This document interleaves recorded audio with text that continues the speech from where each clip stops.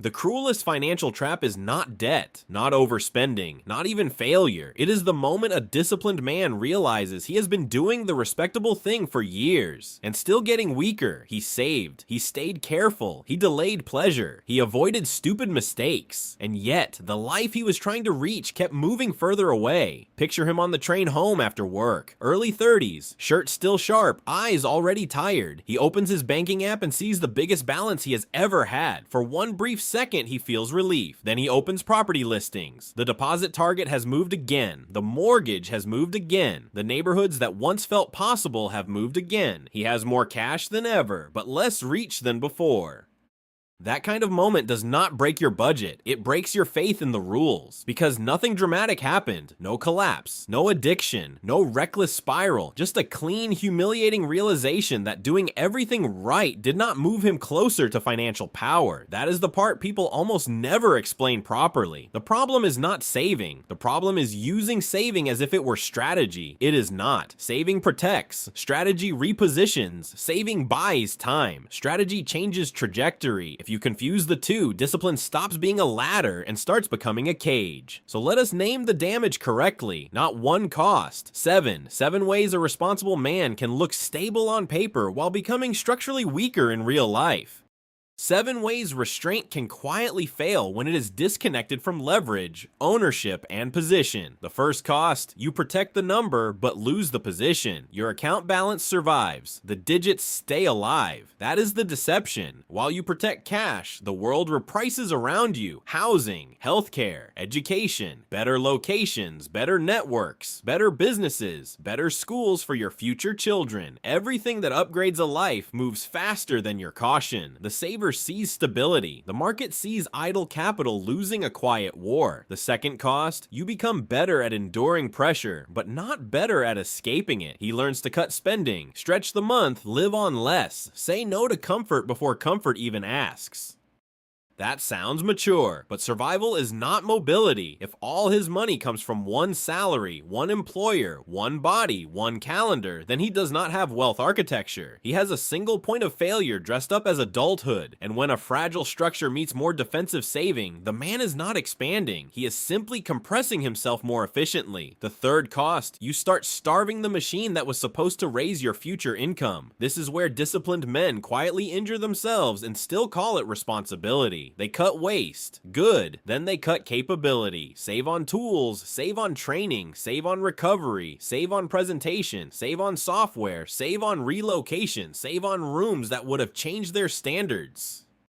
Save on mentors who would have compressed years of mistakes. But underfunding the machine that earns, negotiates, creates, and adapts is not prudence. It is delayed self-sabotage. A man can save a surprising amount of money by refusing to upgrade. He can also quietly trap himself in weaker output, slower growth, and lower bargaining power. That is the part false discipline never advertises. It shows you the money you did not spend. It hides the future that stopped making room for you. The fourth cost, cheap decisions become expensive decisions in slow motion. Price is visible. Total cost is not. The cheapest apartment steals hours in commuting. The cheapest food tax is energy. The cheapest laptop fails when the pitch matters. The cheapest delay in healthcare becomes the most expensive emergency. The cheapest social strategy keeps you outside the rooms where your price could have changed. Inexperienced people obsess over sticker price. Strategic people calculate downstream damage. Damage to time, damage to health, damage to confidence, damage to access, damage to reputation. The fifth cost, your identity begins to shrink to match your restraint. After enough years of extreme frugality, a man stops merely acting small. He starts believing small is who he is. He says things that sound humble but carry surrender. I do not need much. I am easy. I am low maintenance. I am just grateful to be here. In relationships, those words may sound decent. In markets, they can be lethal, because once a man becomes proud of needing very little, he often becomes willing to accept very little. He negotiates less aggressively, repositions less often, expects less from life, prices himself lower before the world even gets the chance to do it for him, and the world is very happy to honor that discount. That is the twist. Extreme austerity does not only slow wealth, it can train a man to misprice himself. Resilience without ambition is not maturity. It is elegant stagnation. The sixth cost. You stay outside ownership for too long. For years, many people let money live in only two states: consumed or stored, spent or parked. That is a tiny financial universe. The third state is where the future begins to bend: owned, a modest portfolio, equity, a small business, royalties, software, intellectual property, distribution, a loyal audience, a rare skill stack that behaves like an asset because demand keeps finding it. Ownership is where effort stops being purely linear. Ownership is where the wage cage begins to crack. That is why sharp men do not only ask, "How do I spend less?" They ask harder questions. Which expenses buy future cash flow? Which moves increase optionality? Which assets keep paying after the effort is over? Which decisions buy more control over time, output, and access? Markets do not reward the man who looked careful. They reward the man who positioned correctly. The seventh cost is the most expensive of all. You waste years building in the wrong order. Real financial strength is built in sequence. First liquidity, then resilience, then controlled exposure to upside, then ownership, then scale. That order matters. Emergency cash matters because panic is expensive. Escaping high interest debt matters because the leverage trap compounds against you. Insurance matters because catastrophe can erase years. Those are foundations, but once the base is secure, continuing to stack idle cash without strategic deployment is no longer caution. It is refusal. Refusal to step into the next stage, refusal to graduate into ownership, refusal to move from defense into position. And that refusal is expensive because the years keep passing quietly. The disciplined man wakes up at 34 where he thought he would be at 28.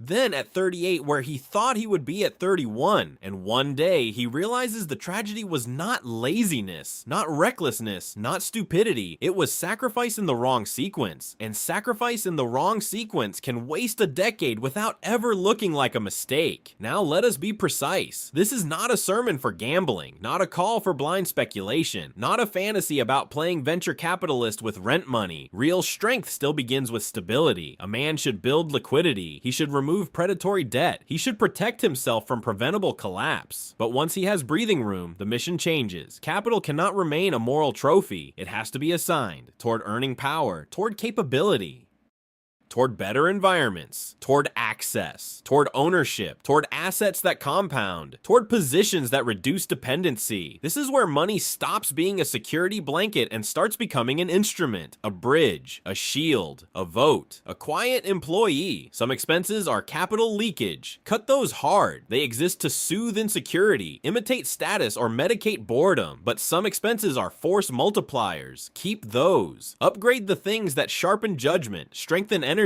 increase output, and expand access to opportunity. That is the line between a frightened saver and a strategic allocator. One tries to spend less on everything. The other spends less on nonsense and more on power.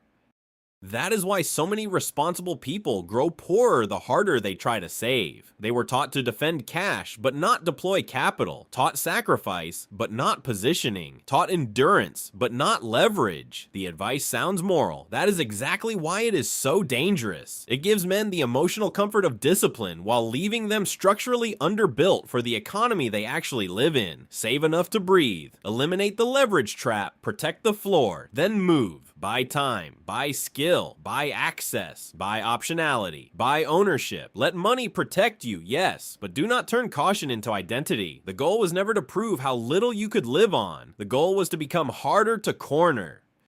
And once a man understands that, the next question becomes even more dangerous. If savings are only defensive capital, then what should he build first when resources are still limited? Income power, ownership, or leverage? Which one comes first? Which one can wait? Which one strengthens position without destroying margin of safety? That is where the real game begins. Because the next mistake people make is quieter than overspending, quieter than debt, quieter than failure. They finally want more, but they build in the wrong order, and the wrong order steals a life the same way bad saving does. Quietly, respectably, without looking like a mistake until the years are gone.